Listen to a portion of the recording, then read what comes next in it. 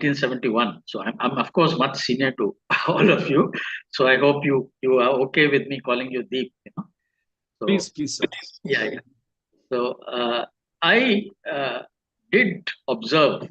I mean, I did watch the news, and I had access to television at that time, although it was not there in India. And however, uh, many things had not been shared with us at that time. The extent of the human tragedy, and how much it was actually a victimization of Hindus primarily, and not just the population as a whole. So these things need to be retold and need to be kept in our memory for many reasons. But what I propose today, Deep, we had some co-panelists, but particularly one good friend of mine, uh, Abhijit Bhattacharya. He's also a Bengal like you, but Yeah. unfortunately he had to travel, so he cannot join us. He had bought the book and read it, and we had discussed it. So it will be just me to begin with. And what I propose is that the book has three chapters. The first chapter is Fisher, where you talk about the divisive uh, aspects of uh, thing. And the second chapter you talk about the hopeful aspects. You call it fusion. Yeah. And then finally, the third chapter is devoted to the events of 1971 and your forecast. Yeah. So, what I would request you, Deep, is that let us walk through, in your own words, briefly, these three chapters, and then I would like to talk about at the end what I call are we missing the forest for the trees? So this is my Yeah. only gripe with the book, which I'm going to share at the end. Right. And finally, I have a recommendation of a title for your fourth book, which I will share with you at the end. Yeah.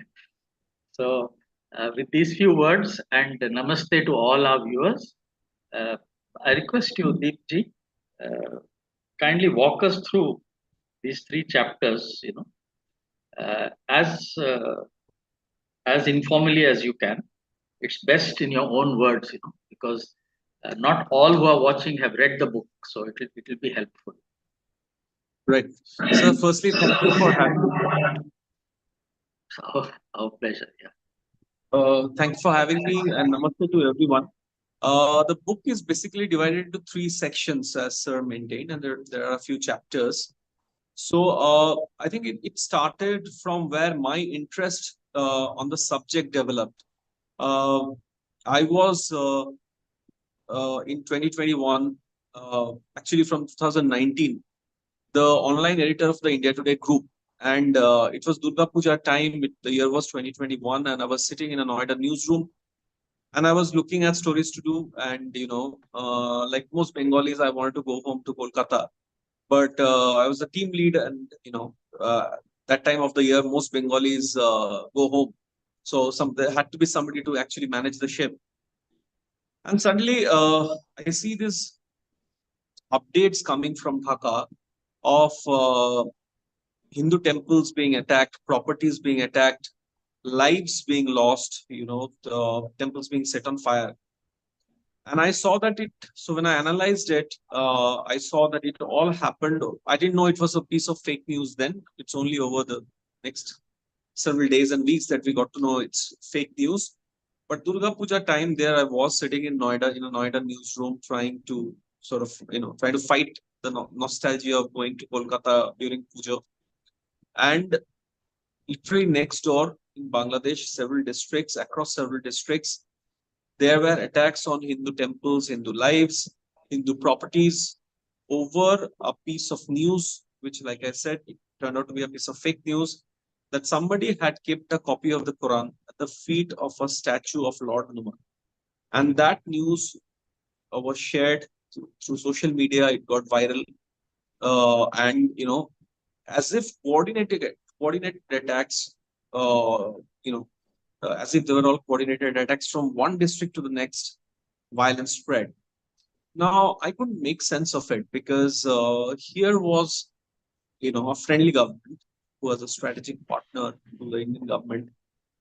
And we hear all good things between the two countries, mostly good things. Sheikh Hasina and our Prime Minister Narendra Modi, great bonhomie. Of course, things on the ground are a little different, but I wondered that how could there be such coordinated attacks spreading through several districts of the country, and it felt pretty helpless also because 2 generations ago, what is now Bangladesh, and at that time was, in between was East Pakistan, and even before that, for an undivided India, it was the eastern part of Bengal, East Bengal. My family came from there. They came just before the partition happened sometime in 1946, but the riots had already started then. And they left everything. They had a considerable amount of land from both sides of the family. In fact, my father's side of the family was what you could call, zamindari. They had zamindari. So to leave all of that and suddenly come to Bengal and try to make sense of the new reality. And I felt it was, and all those stories I've heard growing up. And when I was reading those news, putting up stories, calling our Dhaka correspondent to sort of, add more stories to the agency stories that were coming our way, I felt that I need to go to this place and see for myself what was it that my family had left behind, and what is it that Hindus in Bangladesh face today. So I think the idea of the book came from sitting in a newsroom and seeing a series of very distressing stories about Bangladeshi Hindus. It would take me a year uh, to tie up with Abhishek Vishwas, who's like a younger brother to me. He's an academic and he has done his PhD from Jadavpur University on a similar topic on partition and oral narratives of partition. And we did not plan a book then, but we said that let's go there together. You're a researcher, I'm a journalist, I've done 2 books. Let's go and see if we can collaborate on a paper. So that's how it began. It took us a year though to manage time, and in 2022, during just before Durga Puja, we came to Bangladesh, and we didn't just stay in Dhaka. We went to Noakhali, one of the places where the riots had happened a year ago. This is the same Noakhali which is very infamous in history because around the same time in 1946, horrific riots took place and an entire population was massacred, forcibly converted, raped, and whatnot. Among them was Abhishek's family. Abhishek Vishwas, my co-author, his family comes from Noakhali, and his grandmother and his father actually survived the riots. The story begins with his grandmother. We were in the process of uh, you know this journey to go to Bangladesh and see what can be done in terms of research or maybe an academic paper. The lady was alive, Abhishek's grandmother, and we took her mind was failing her, but we took her blessings. And before coming to Bangladesh, I remember I went to their ancestral home, and she told me a story about how when the riots were happening in Noakhali, she was a young girl of 13 years. She had a younger sister who was 7, 8 years old, and they were hiding inside a school building, okay, with all lights off. And while there were rioters roaming the streets looking for Hindus to kill and rape and maim and forcibly convert, and there were a couple of families bundled together, lights off, trying not to make any sounds, trying to give out a sense to rioters that this was an abandoned school building. And suddenly her younger sister started crying. And her younger sister started crying, and she was given a toffee. She did not want the toffee. She just wanted to sort of somehow get out of the place, breathe easy, go to their home or whatever. And her father was putting his hand on his mouth so that the cries can't be heard outside. But it's a little girl, so she wanted to wriggle free and sort of come out. So somebody actually suggested from within the group, and these were friends, families, and neighbors, that you may have to kill this little girl, because if she keeps crying, she doesn't understand, she's too young, she does not understand the gravity of the situation. If she continues to cry, if her cries are heard outside, rioters are going to come in and they'll kill all of us, take our women, kill us, or maybe forcibly convert us. So when she was saying this to me,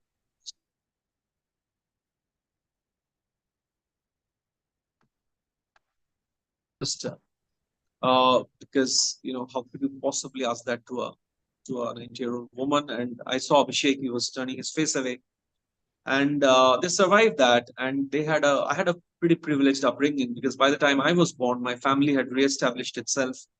I had a professor father, a banker mother. There was relative privilege. Abhishek, though, he bore the full brunt of the refugee experience. His father was his grandmother, same lady I spoke about. His grandmother and his mother, inside their house, they used to make incense sticks, and his father would put those sticks into boxes, and then put those boxes into this large bag and carry that bag out and try to sell that. They used to stay just outside Kolkata, sell those incense stick boxes to various vendors in Kolkata. That is the extent of hardship that Abhishek faced. He was a very bright student. He did extremely well in school, college, and today he's a professor. He teaches in Calcutta University, and he's written this book with me. So, in a sense, when we started our journey in Bangladesh, there were two of us, as my friend uh, Utpal Kumar from First Post has said, that what perhaps gives this book a certain kind of edge is the refugee blood that both of us have. So it was not just uh, we were not just meeting victims of 2021 anti-Hindu riots across Bangladesh. We started from Noakhali. We were, in a sense, going back in time and trying to make sense of what was for our families, individual families, and families like our families, and what is, which is families that did not leave, like Bangladesh, which later became, but the same landmass which later became Bangladesh. That was the beginning of the book, and then we one thing led to the other, and we decided that we could perhaps piece together a book. So we divided the chapters accordingly. The first was the fisher. So it begins, as sir rightly said, it begins with the 2021 anti-Hindu violence. It Deep, describes in detail. Uh, Sorry, sir. can I just hold you there for 1 minute? I'll let Yes. you have catch your breath. I Yes. forgot to mention that Abhishek is an assistant professor at Vidyasagar Vidyasagar College. University in Yes. Calcutta, and Deep Halder himself is a very senior journalist with over 2 decades of experience, and currently working with the print as an Yes. editor. Uh, so what you have spoken so far, Deep, is basically from the preface, isn't it? All of Yes. these points you have covered in the preface itself. Right. And the reason I stopped you here is because the last two lines in your preface, I'm going to read it out to you. Uh, Please. you say it was Bangla that turned East Pakistan into Bangladesh. Yeah. Maybe Bangla will save Bangladesh. These are Right. the last lines of your preface. I'll Yes. bring you back to this later on, but please Right. continue. Yeah, sorry. So yeah. So when the first section of the book is basically looking at the fault lines in society that were there before India was partitioned, and the eastern part of Bengal became East Pakistan, and then later became Bangladesh when they had their own battle to fight and win with the support of India, of course. But the fissures remain. It remains. They remain to be there. So it's basically about what are the what are the fault lines in society? Why is it that such attacks take place? Briefly, uh, part two, section two rather, of the book is a little hopeful, because there was an idea of Bangladesh. We can debate endlessly today about whether that idea was flawed or whether that idea has borne any fruit at all over the decades. But there was an idea of Bangladesh to rise above religious identity and to come together over the common cause of language and culture and try and forge an identity which is more than the religious identity. And we have examined the reasons why, because of that idea, also because of other factors, but primarily because of that idea, a chunk of Bengali Hindus stayed back in this landmass, which became East Pakistan first, Bangladesh later. And but also, we have in that process we have examined the various strains of Hinduism that continue to be there in Bangladesh. There are people talk about the Dhakeshwari Mandir and the Ramna Kalibadi, but there are so many temples across Bangladesh. If you come during Durga Puja and if you go to these temples, you will see thriving religious activity happening. There's Ram Thakur Ashram just outside Dhaka. There is other sects. The Motua sect is very big here, and I have gone to the Motua headquarters, and I have spoken to the Motua heads and what they feel about This uh, is the this is not Machabi. something we have in West Bengal, isn't it? The Motua sect which Yeah, you have yeah, it's the spoken same about. sect. The same sect. Do we have it? Do we have it in West Bengal also? Yeah, we have them in West Oh, Bengal also. okay. In fact, Shantanu Thakur, BJP MP from that region, is a Motua leader. Oh, I see. In the government, in the Modi government. So we have Motuas in Bengal also, uh, very close to the Petropol border. Thakur Nagar, I think the area is called Thakur Nagar. I've been there too for my second book. So I Yes. went to Motua headquarters. I spoke to the Motuas. I saw. I discussed a sense of syncretism that they still feel that are there in the society, Bangladeshi society. So the second section of the book is a bit hopeful. The third section of the book goes back to, I think, connects in a sense what was and what is. It goes back to 1971 and why the two ideas, that's something I've written even in print after the book came out, why there are two ideas of very, very distinct ideas of Bangladesh. See, people think that the birth of Bangladesh happened in 1971, which it did. But it was also the same landmass in 1947, the part that decided to be the Muslim majority part that decided to not be with India, right? Then, over the course of decades, they had other differences with the western part of Pakistan, West Pakistan, which is the only Pakistan.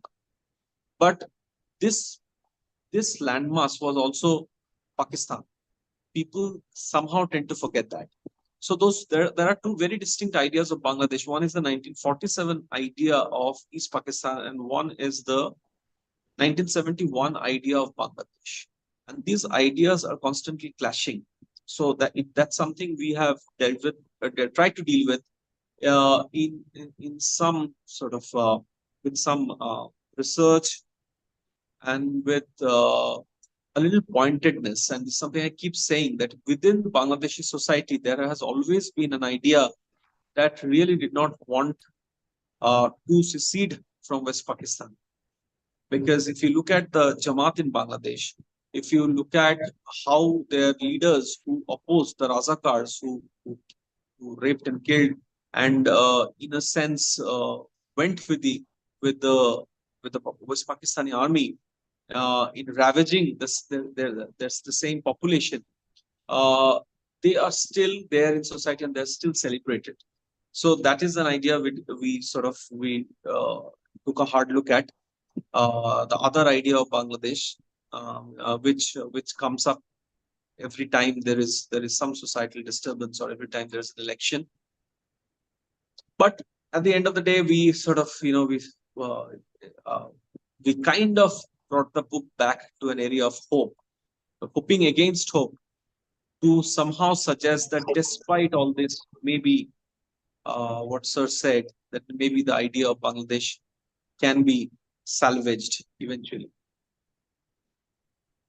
So thank you, Deep, for walking us through the book. I want to just go a little back and forth with you about Please, please. two or three points, which I picked out for discussion. The Right. first, I already mentioned to you, you are speaking about Bangla language, the fight Right. for Bangla language. See, you are obviously a very good journalist. You are at the top of your career, and all that you have said is true. I have no issue with that. But we are the Voice of India Academy, so we are not in the business of being politically correct. We Right. want to see things as they are. Right. So my point is that when you say that uh, the Bangla language being replaced by Urdu was definitely a problem, no doubt about it. But was that the cause for the formation of Bangladesh? That is one point. The second thing is something that you discussed with Abhishek, because your parents, your ancestry on both sides is Zamindar, and we know that Bengal was a very cruel zamindari society. We know that it was a Right. feudal society. It took Right. mechanism to break its back. Right. And it was the same in Kerala too. Kerala was a very cruel, you know, land owning society. Yes. But there is a narrative which says that it is because the Hindu landlords were very unjust, very cruel to the Dalits and the Muslims. So when Right. the partition happened, there was a blowback against them. Right. Again, there is a half truth here, but this is not the whole Yes. truth. Right. We have to remember that when you speak about 1971 and you have given a graphic description of the things, which Right. it's too horrible to even recount. Right. Uh, just like it happened in Kashmir with the flight of the Kashmiri Hindus from Kashmir, it was their own neighbors who collaborated Yes. with the West Pakistani soldiers, and who participated in savage acts. So uh, now, when it comes, for example, to the zamindar system, if you look at the Mopla massacre which happened in Kerala, again there is a narrative which tries to legitimize it by saying that the zamindars were very cruel against the Muslims. So Right. these are all half truths, in my opinion, and this is why I call this discussion: Are we missing the forest for the trees? If we keep Right. on looking at each of these issues, Right. because they contain a kernel of truth. In fact, contain a lot of truth. But the underlying cause, if I was to put in just two words, is Islamic radicalization and demographic change. These two Right. things. And if you look at the history of uh, the formation of the two nation theory, you have to go back to 1905 with the partition of Bengal. Yes. And in fact, uh, uh, we did a book review recently. A young author, Arun Anand, has written a book on Islamic radicalization.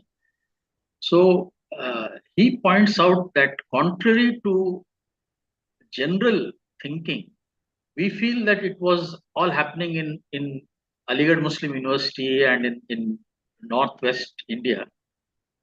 But the roots of partition were in Bengal. In Bengal presidency, for whatever Yeah. reason, about 70% of the Muslim population of India at that time was in Bengal presidency, which includes parts of Bihar and you know Yes. Odisha today. Yes. So when the British, I'm sorry, I'm taking too much time, but I'll just No, please, make sir. one Yeah. point here. You see, the British found that the independence movement in India, particularly towards the end of the 19th century, was riding on the waves of Hindu Renaissance. Right. And they found that the antidote for it was to promote Islamic identity, which is transnational. They have no particular feeling for any particular region. So they conducted this census in 1881 and established that 28 districts in eastern part of Bengal presidency had a Muslim majority. And then they did the first partition of Bengal in 1905. And in 1906, it was, I'll just see who it was. Yeah, it was Nawab Salimullah of Dhaka Yeah. who Yeah. founded the Muslim League in 1906. So the roots of the partition of India are in Bengal. They are not in Punjab actually. And the two nation theory, ultimately it was the Muslim League which championed the whole thing. And from 1905 onwards till 1947, although we speak of Noakhali and the horrible direct action day of Calcutta, it Yeah. was the same template. There were so many communal, incidents. Yeah. Yeah. So this is my point. My point is that you know we can say that Mujibur Rahman wanted to create a syncretic society and all that. But this is like trying to put a lid on a pressure cooker. When the whole population is radicalized. As we saw during the cricket match when India lost. Whole of Bangladesh was celebrating. So that is the sentiment on the streets of Bangladesh. So over to you, Deep. Sorry for taking so much time, but No, I I needed think that much time to.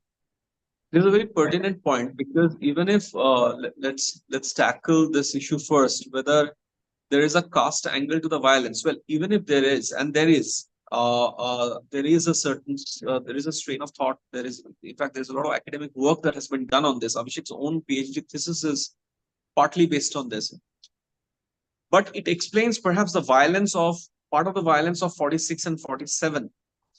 What it does not explain is the violence on Dalit Hindus after a huge chunk of upper caste Hindus left during 47.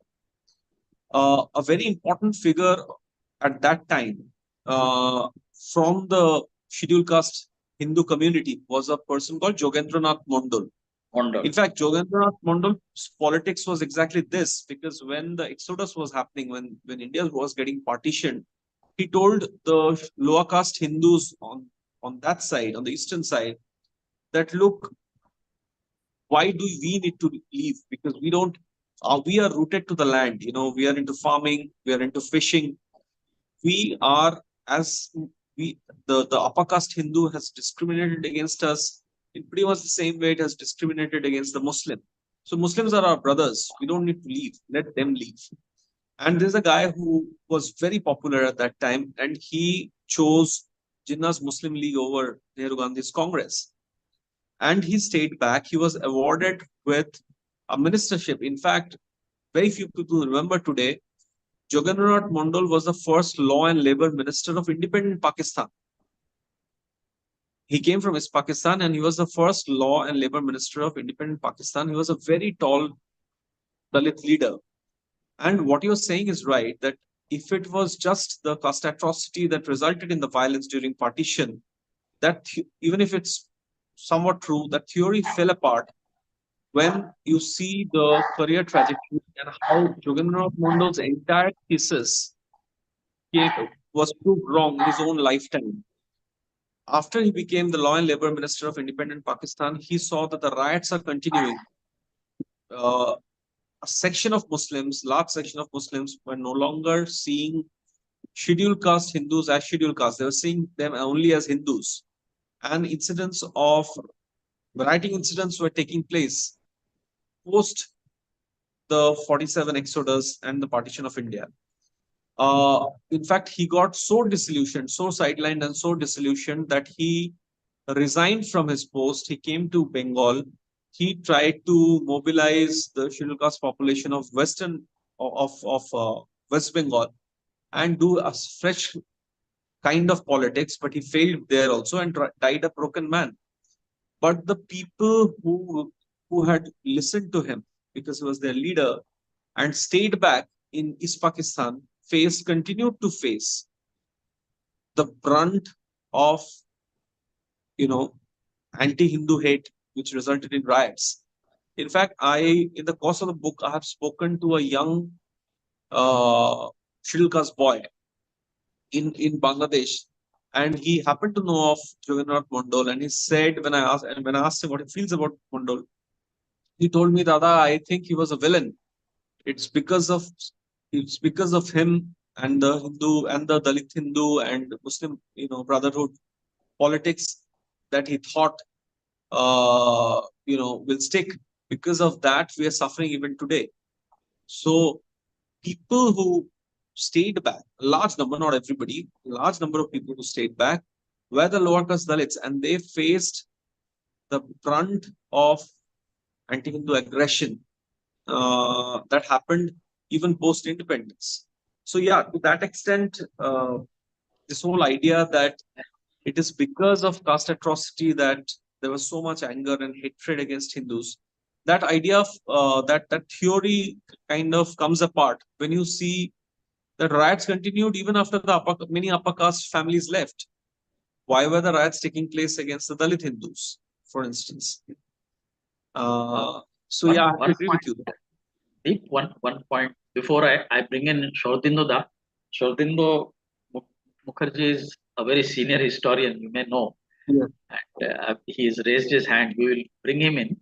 But I just want to make one point that, see, it was the British who started it because Yeah. of their divide and rule policy. However, that sparked the whole thing off because suddenly they created a place where the demographic profile was totally against the Hindus. Yeah. And this is the ingredient which enhances radicalization.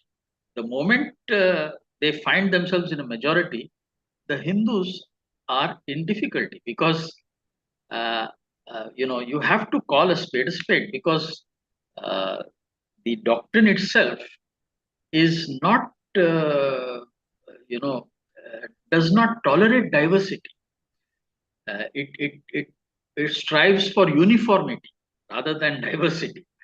A unity through uniformity. In Sanatan culture, we celebrate diversity, and our unity is essential. It is not through uniform.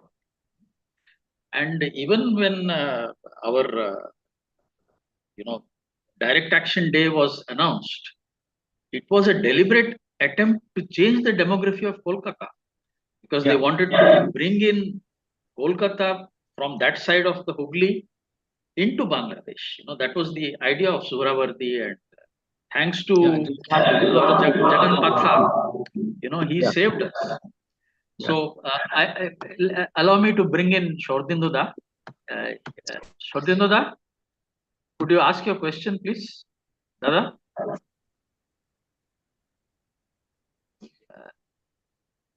দাদা আপনি বলুন.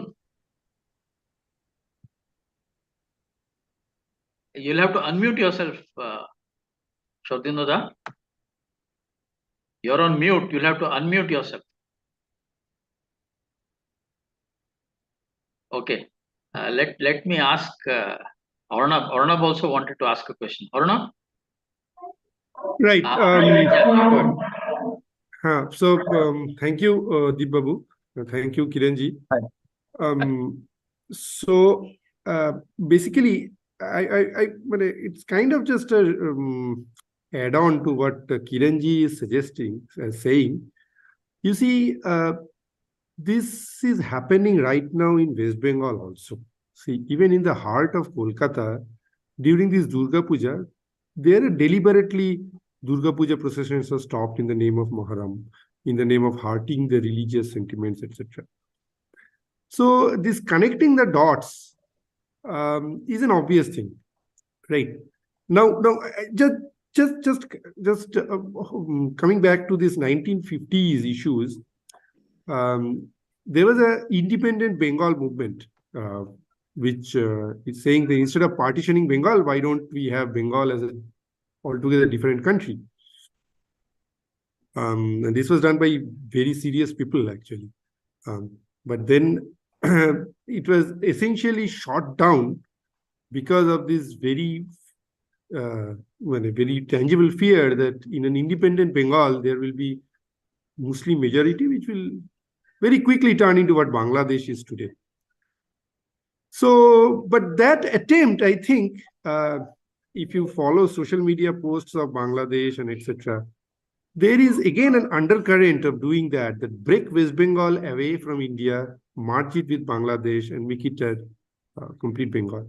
So, as a journalist, as a writer of the book, and you have been traveling to this many places, so if you please put some light onto this. Oh, yeah, I think he left. Okay, Ajaz, you are there.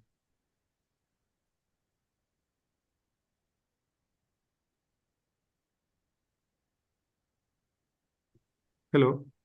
So could you Hi, sorry, I hear? lost you there. Yeah. So I think connection got Right. So lost very the briefly, connection my for a little question bit. is, yeah, very briefly, my question is, there is again an undercurrent by Bangladeshis, essentially, about breaking West Bengal away from India and merging it for a for an independent Bengal, which is obviously an advantage to Muslims. But your comments on that? So um, I actually travel a lot within Bangladesh, and see, this is a very tricky question to answer because I won't use the word secularism. It's a much abused word. I don't know what it means anymore. But I have seen examples of uh, a syncretic culture not just in Dhaka, but in some of the remotest places of Bangladesh. Durga, like the attacks on Durga Puja in 2021 were very real. Like I said, that's where my whole journey for the book began, and I saw it in 2022, then in 2023. Every year since 2021, I have tried to spend time, the Durga Puja time, inside Bangladesh, trying to make sense of what happened in 2021 and also see if it's a regular phenomenon. I'll tell you, I'll tell you of a district called Magura, okay, in a village called Mohammadpur, and it's not just the only village that I've been to. I have actually seen with my eyes very small Durga Puja pandals, okay, where the Hindu community is celebrating Durga Puja, but outside the pandal in plastic chairs, there are women clad in burqas, village Muslim women, who are looking on at the celebrations, taking prasad, okay, not really participating in terms of the religiosity of the puja, but not looking at it as an aberration. You know, I have seen that. I have seen temples being broken before Durga Puja in the middle of the night. I of course didn't see who did it. Of course, the Muslims of this village only did it. But I have also seen a temple being restored and Hindus and Muslims coming together to restore the temple. Now, this is very tricky terrain because the counter question can be that which is happening more. Now, there is a data, straight away data. If you look at the sharp decline in the Hindu population in Bangladesh uh, from its formation to now, okay. In fact, there's a professor, a Muslim professor, who said, but he said it a couple of years ago during BNP's time when the Bangladesh Nationalist Party was in power. He said, if things continue like this, there will be no Hindus left in Bangladesh 30 years from now. This was said 10, 12 years ago, I think. The paper was published.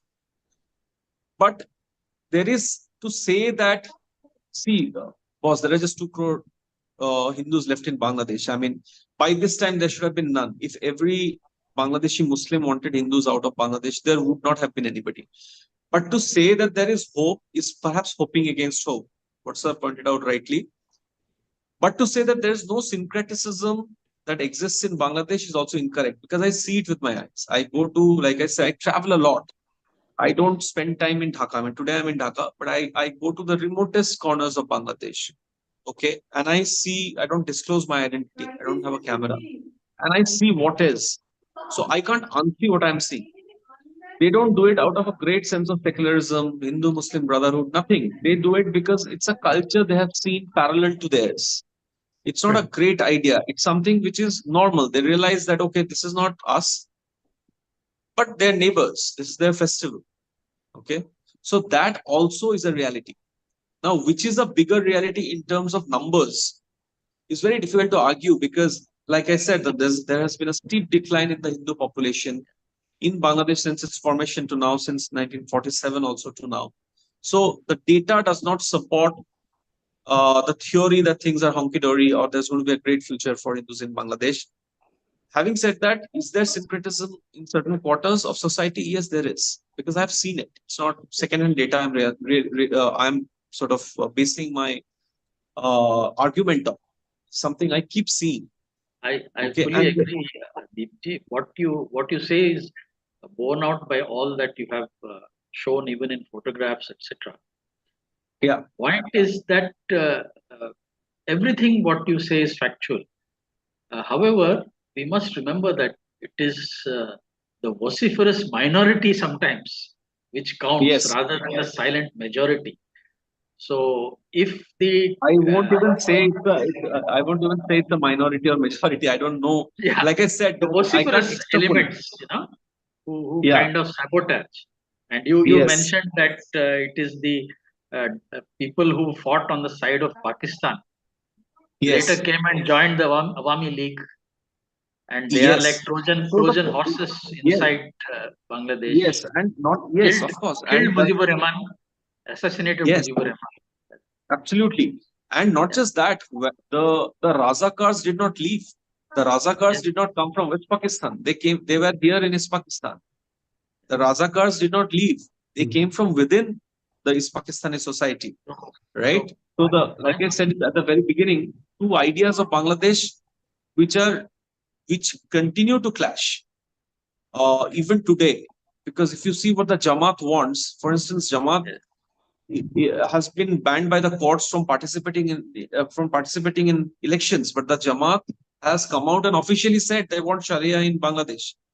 Now, suppose the Jamaat-backed government were to be in power, what happens to Hindus in Bangladesh? Where do they go in a country that is ruled by Sharia law? Islam has been declared as the state religion. You have on the Yes, one hand you call it a secular country, but you secular declare country, but Islam as there the is also state Islam as state religion. religion. Yes, Yeah. so there is a contradiction there. And the thing is that uh, all these labels that we give finally don't work when it is a mass feeling. And I like to be hopeful. We all like to be hopeful. But I feel that the way to understand it is to go from 1905 onwards. In Yeah, 1911, they had to undo the partition because of the tremendous protests and all that. But that was the spark which started it. And the thing is that, like, for example, in Christianity, uh, all the offensive things in the Bible and all those things, nobody really believes in it anymore until every scripture has certain elements which are not relevant beyond the lifespan of that time period, and there may be a core message which has a longer duration. So until and unless the de-radicalization happens from within the society, which is beginning in Saudi Arabia, who is their ideological leader, until and yeah, unless that happens, everything else will be like a band-aid. Whether right. to remove the word secular or to bring it back, or that sort of thing. But I would really like to try once more to get Shordindoda into the dialogue with you. Shordindoda, can you hear us? Shordindo Mukherjee, can you unmute yourself, sir? Okay. So, is there somebody else who would like to ask Deepji? There was one Iyer I saw who had raised his hand. You need to unmute yourselves, and I will need to stop my video in order to save the bandwidth.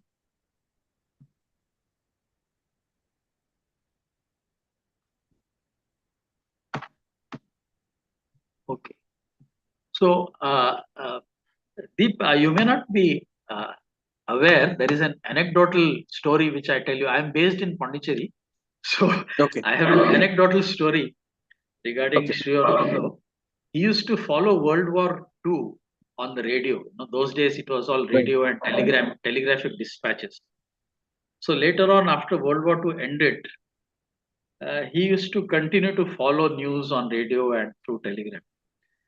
And when Direct Action Day was declared by Jinnah, and the news started coming in of the tremendous savage, it's the same template. Whether you talk of Yeah. Noakhali, whether you talk of 2021, the template is the same.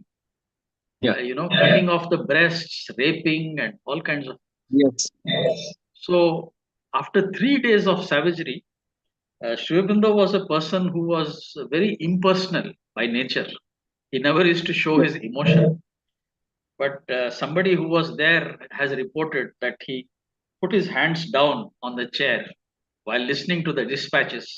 And then he stood up and he said, "When will the Hindus start striking back?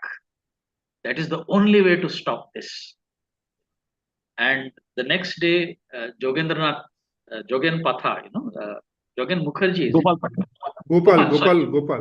Gopal My bad, my bad. from the Gopal yeah. Patha, he led that whole gang, and they were in a minority, but they were able Yeah. to stop the whole thing and save Kolkata from becoming part of Yes.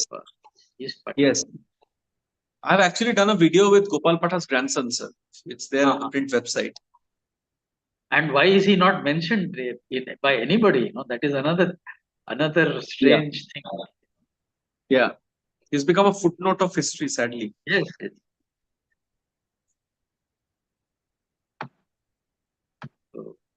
So I mean, I understand that we need to be hopeful, and I fully respect, your professionalism. You have shown it as it is, and you have given due place to all the different theories which float around. But Bengal, No, Bangla was this. Huh? Bangla was no, there I'll, in the I'll, same language. It did not yeah, prevent. yes. Yeah. I'll tell you in various you are from Pondicherry, you'd be aware of Pondi Lit Fest. So in Yes, Pondi yes. Lit I Fest, know that you had I come. I was not able to attend. yes. So I get to hear people like Anand Ranganathan and J. Sai Deepak, Yes. and I often Yes. jokingly say that it's in the difference of our backgrounds. J. Sai is a lawyer by training. Anand is a scientist.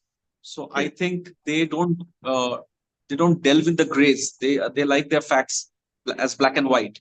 But I have a Yes. liberal arts background, so my way of looking at things will always be of dealing with the grays. So I think there's a basic difference in the way we approach our subject. So I perhaps but like I said at the very beginning, that the data and data journalism is talked about everywhere now. The data does not perhaps support the hope that I still have, that there would be this idea of Bangladesh will be saved, because the data shows a very sharp decline in the Hindu population. So the data doesn't support my hope. But like I said, I'd still, wherever I go, I don't try to find islands of syncretism or whatever secularism, however you put it. But I try to see everything that I can possibly see. Not just see one thing or the other. I try to see every little thing. And yes, there's flicker of that idea that exists. And it does not exist just in talk circuits, because in university campuses, seminar lecture halls, people say certain kinds of things, certain other kinds of things happen in the hinterland when nobody's watching. But even where nobody watches, I see there is a sense of community bonding without any big talk. It happens as a natural thing. It's not a political pressure that makes it happen. It's not a sense of history that makes it happen. It happens because it has always happened. They were there. But then again, I mean, it's there's this huge pressure from the government, the Bangladeshi government, which perhaps keeps things down, the pile down. But I realized that if that pressure were to go, what would come up in its place will throw any hopeful idea out of the window. So I'm very aware of that. So it's hanging by Sheikh Hasina's thread. She is the only Absolutely. person. Yes, absolutely. Between sanity and insanity, let's just say. Yeah. Arnav, you wanted to say something? Right. If you please allow me. Just one Yes. thing is that coming Yes. back to my original question, there is this feeling of an united Bengal that is being floated by Bangladesh. It's not a feeling, rather a theory. Now, I mean, okay, this maybe we can be saying that this is from Bangladesh, so I do not know how much to give credit to that. But there is also a feeling among the Hindu Bengalis in West Bengal that the India government is not doing enough and not doing enough in Bangladesh, but not doing enough even in West Bengal. There have been so many issues. The Sandesh Khali is the latest one, where the central government could have imposed itself, but it does nothing. It is essentially just letting Hindus in both Bangladesh and West Bengal suffer. In fact, Therefore, Arnav, in fact, this is my suggestion to Deep Ji for your next book. The title should be Being Hindu in West Bengal. Exactly. Thank you, Kiranji. Exactly. So what do you say about this? That so being Hindus in West Bengal and this feeling that the India government somehow is let Hindu Bengalis be Hindu Bengalis. I can say that we are having Bangladeshi Muslims and Rohingyas here in Pondicherry working illegally. So you can imagine how well spread they are throughout the country. In Kolkata, there are ghettos already. You cannot enter that. So we should actually expect Hindus to come as refugees, but there are waves of economic refugees, who are Muslims, Bangladeshi Muslims and Rohingyas. Right. So Deepji, your thoughts on this? I think we have lost Deep. Yes, lost his connection. I'll just switch off my video. It might help. Can you hear me now? Can you hear me? Yes. We can hear you. Thanks. At long last, some problem. No. Shordito da. Namaskar. Yes. You please address our young and handsome author Deep Halder. Yeah. Sorry, I missed the first part of what he spoke, but I listened to the last part and that discussion, very lively discussion. You see, this is a very important subject, and I have done a lot of writings all my life on this. But fine. Now, a few things. The origins of the partition of India. No, it doesn't start with the 1905 partition of Bengal. It starts very early, with the advent of Islam. And that is a point I have made in my CA book, which was supposed to be reviewed some time back, but then I was not well. So the day Islam invades India, Sindh, the beginning is made. And they are stuck to that. What is happening in Bangladesh, what is happening in Sandesh Khali, same thing. Islam doesn't tolerate non-Islamic people. Now, it is our secularist duties to cover it up. So, in that sense, what is happening in Bangladesh at a bigger scale is happening in West Bengal and various parts of India. Now, some time back, I was listening to a program on the Kashmir temples, Hindu temples in Kashmir. Dr. Karan Singh was a speaker, and somebody asked him, what are the chances of Hindus returning back? He said he doesn't see the prospect of Hindus returning back to the Kashmir Valley. So you see, this is our problem. So first, we must be sure about the origin of this problem, because Islam doesn't accept non-Muslims. As long as the Hindus, the non-Muslims, have a strength, numerical strength, or the political strength, they can fend off the disaster. Now, in East Bengal, Bangladesh, Hindus are consistently suffering disaster. So look, 1905 is not the starting point. And to cut a big story short, we can go back to Wahhabi movement in the 18th century. Bengal is a very important movement. Wahhabi and Faraizi movement, very important. After that, Sir Syed Ahmad's whole Aligarh movement was based on that. I've gone through the entire correspondence of Sir Syed Ahmad with the first British principal, Theodore Beck. Now, the point is, why we can't do a proper history on Islamic conquest, Islamic rule in India, is because people are afraid to touch these subjects.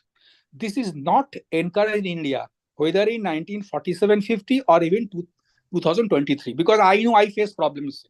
My books, I've completed 2 major books on Lahore and Khulna. I was a member of ICHR. They are sitting over it for the last 5 years. I'm a member of the council. They know that I have worked for the Ajudha movement. I've done the BJP's foreign policy page in 98. And no one has campaigned as much as I have against the leftist domination of Indian history writing. Yet my colleagues, I'm putting on record, they have stopped my publication of book on Lahore and Khulna. The message is that you cannot, beyond a point, you cannot criticize Islam. So this is a tragedy. So if people, even very learned people, don't get the basic facts, it's not their fault, because they have been fed false history, wrong history. So this is a collective failure on our part.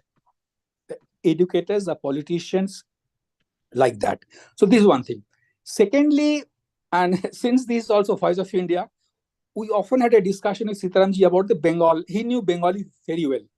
So about this hackneyed point that Hindus suffered because of the Hindus were zamindars in Bengal. He said, "Bhai, acha bhai, in Japan only Japanese will be zamindars, isn't it? In Germany only Germans will be zamindars. So in Bengal only the Bengals will be zamindars. Islam came much late. Islam came much late, isn't it? So naturally, and there's nothing in record to show that Muslim zamindars treated the Muslim tenants better. No, nothing like that. And there are lots of Muslim zamindars in Bengal also. Why then such anti-Muslim zamindari movement didn't take place in Bengal? Kerala also, the rich Muslim peasants, rich Muslim landlords are there. But why no such thing as Mopla rebellion, as we call, is an anti-Hindu program? 4,000 Hindus were killed, massacred, converted.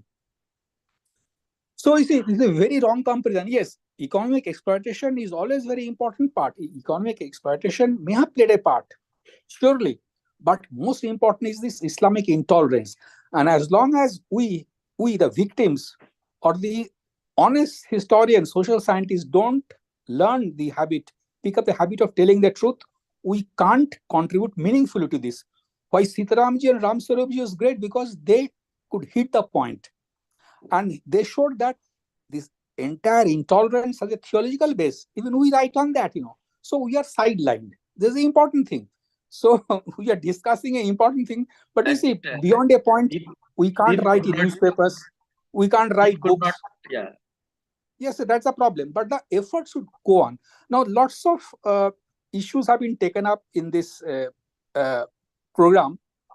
I can't answer all the things, but the point is that in Bangladesh, Hindus are suffering because Bengali Hindus in West Bengal would not stand up for them.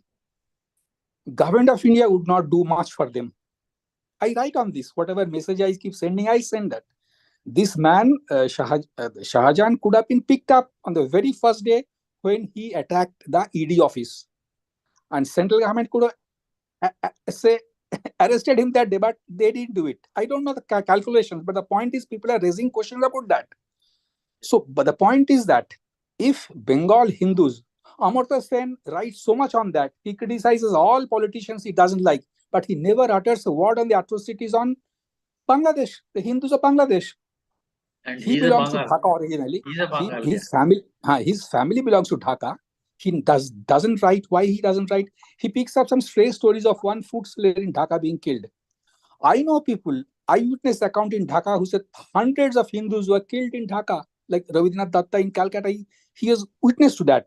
But Amartya Sen doesn't talk about that. So if Amartya Sen doesn't talk about that, why some ordinary journalist, academician in India or Bengal talk about that? Because they think, they know that this is not approved by the government authorities. Funding, you see, I wrote a book on Chittagong Hilders many years back, but it was not funded. Everyone say you can't give funding for that. I knew that, but I was just testing that. To write that, they didn't give us. So this is a basic problem, because you see, India, and this is one Ghanaian legacy persists, is that if you want to succeed in India, succeed quote unquote, do well, then you should not question Islamic intolerance. it should be differential to everything that Islam has done. So once you develop a habit like this, because you see, this is dinned into years, from class 6 onwards, that Hindus are a defeated race.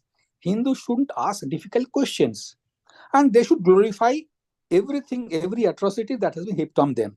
So this habit has sunk deep in our mind, So you can't produce any standard book on Pakistan, Bangladesh, atrocities, sufferings on this. So you see, it's a lot of shouting in Calcutta, Amar Nam, Tomar Nam, Vietnam, 60s, like that.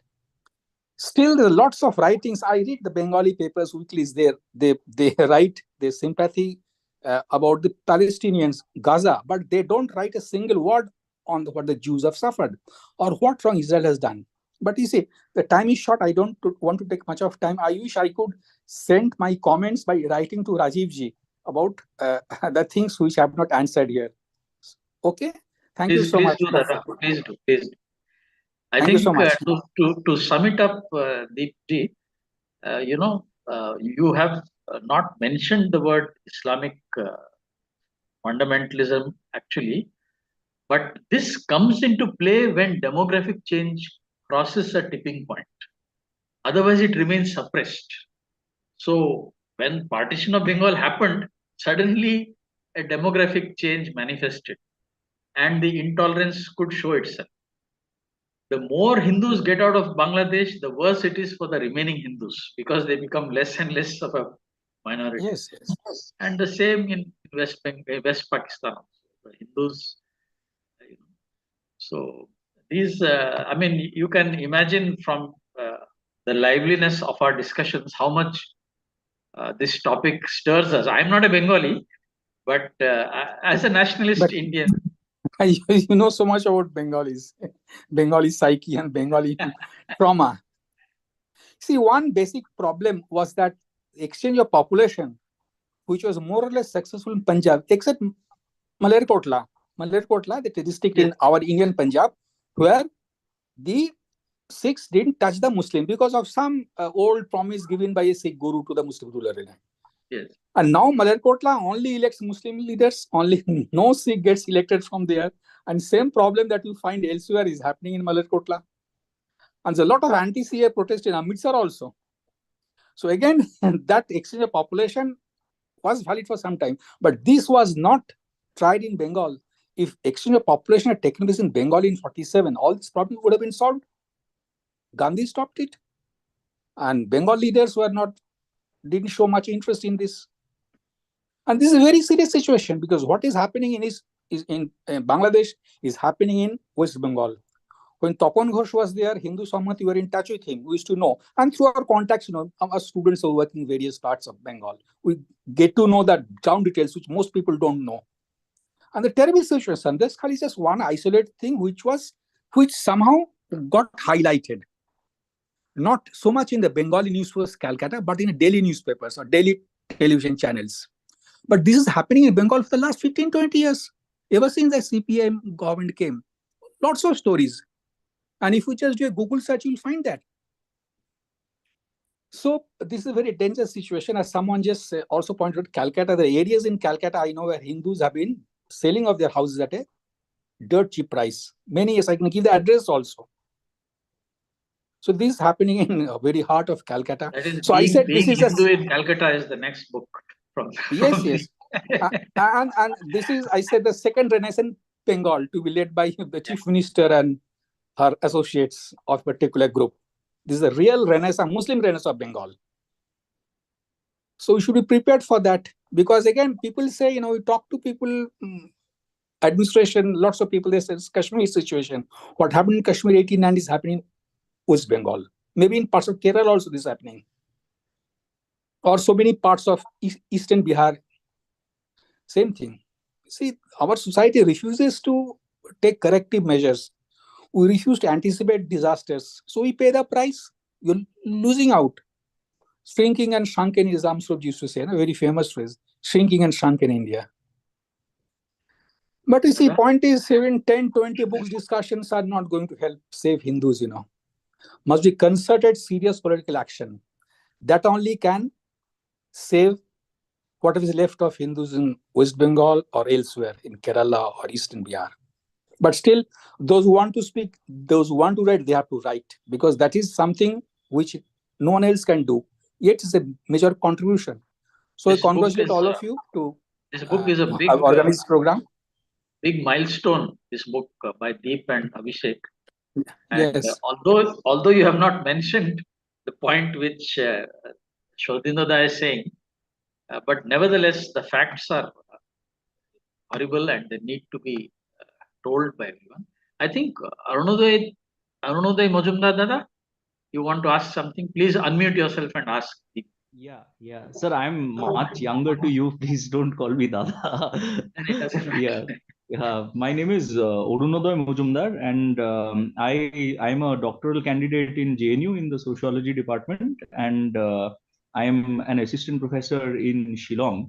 I just want to talk about one little thing, since I must congratulate Deep Babu for his two books. Morid Jhapi, we knew about it, but the latest book obviously gives us an inkling into what is happening in Bangladesh. Although I haven't read those books, because I'm at the very verge of submitting my PhD. But I just want to share one little anecdote of what happened when I came to Shillong about 6 to 8 months back. I found there is a Bengali colony here who are basically partition victims. The name of the place is called Rinja. And currently, I did a small research on them as to how their lives are now. And one of their main arguments was that at one point in time, we were discriminated against by Muslims, and for that we had to come here. But now we are being discriminated against by, the majority religion in this state. Although the degree of oppression or discrimination is much less, but so they were basically saying that we are constantly on the run. The only thing that we have learned from our parents and those who have come here is the act of running. Now, I presented a paper on this at Banaras Hindu University, and somehow the news got around, and since then I have been facing a lot of flack. I wanted to ask Deep Babu also, and to all my professors here also. My own PhD work is on the Anna Hazare movement, and in which I basically point out the religious symbolism of Sanatan Dharma that has been effectively used to basically carry out ecological development and anti-corruption movements since 1975 by that leader. But the problem is, how do you put it out in the public domain? Because the moment you are doing such sort of a work, what happens is nobody wants to publish you. Like Shorodindu Babu was also saying, he is much senior to me and a very respected intellectual. So I also want to know that how is it that you put this out into the public domain? Because as most of you would know, that if you are in the academia, just putting it up on Facebook will not help. So I wanted to know from Deep Babu, how is it that he approached publishers? Or I also want to know from others gathered here, which are the journals in which you can you can publish such work. And congratulations, Deep Babu, for your fantastic work. I will definitely look into it once I have submitted my PhD. That was a very long question, Arunadeji. Deep Babu, we can conclude after this if you like. Huh? It's been quite long. You're on mute. You're on mute. You're on mute. You're on mute. Okay. Can you hear me? Yes, yes. Yeah. So now there are many publishers now who you could go to. You can contact me, and I'll try and help you with that. There is a way in which you write, because I think these spaces are still very how do I put it? Very left liberal spaces. Okay, so there is an immediate rejection of an idea which they think is antithetical to their worldview. However, having said that, there are many new publishing spaces that are coming up who you can approach for your work. And if your work has merit, I think there is a good chance of you getting published as an author. So don't lose hope. If you contact me, I'll give you some suggestions about how to go about finding a publisher for a possible book on what you're doing. Kindly, could you share your contact then? Yeah. Should I say it here? No, I think you actually, can. we will do it. Not. Yeah, we'll do it. Okay. Better not to do it Be publicly. in touch with me, ping me on WhatsApp. We'll try and see if your proposal can go to some relevant publishers. Okay. Thank you. So, if there are any other questions, we can take them up. But before we wind up, I don't want Deep Babu to get a wrong impression. I'm extremely appreciative of the book and all the efforts that have gone into it. It is just that it is such an emotional subject, it touches a raw chord in all of us. And we we don't like to see our own brothers so helpless. Yes. And, Yes, I completely second that, sir, and I have no hesitation in using the phrase Islamic fundamentalism. I use it while I talk to Bangladeshi politicians also. Yes. So yeah, and it's like I said at the very beginning, it's very disconcerting to see attacks on the community anywhere, and especially so close to where I come from. So, Yes. and given my family history and what the two families had to face, it's very disheartening. But the book is so well written, and it is so easy to read in the sense that the English flows beautifully. Difficult only because the subject matter, it makes you It's very emotional difficult. from time to time. Yes, it does. And Yes. I would strongly recommend all those who are watching this today and all those in future who are going to watch this to go out and buy the book and read it. That is the least we can do for all the efforts that Deep and Abhishek have put into it. Thank you so much. Thank you so much, Deep Babu. you, And it was extremely lively discussion, notwithstanding your poor connection, but I think we Yes. made up for it with our emotional. Yeah.